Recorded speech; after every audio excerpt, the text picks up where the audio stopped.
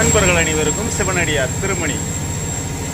இன்னைக்கு லாஞ்சில் சாப்பாடு என்ன சாப்பாடுன்னு பார்த்தீங்கன்னா நெய் சோறு. மிக அருமையாக சமையலாகிட்டு இருக்கு. பாருங்க, என்னுடைய கிச்சன் எல்லாம் பாருங்க.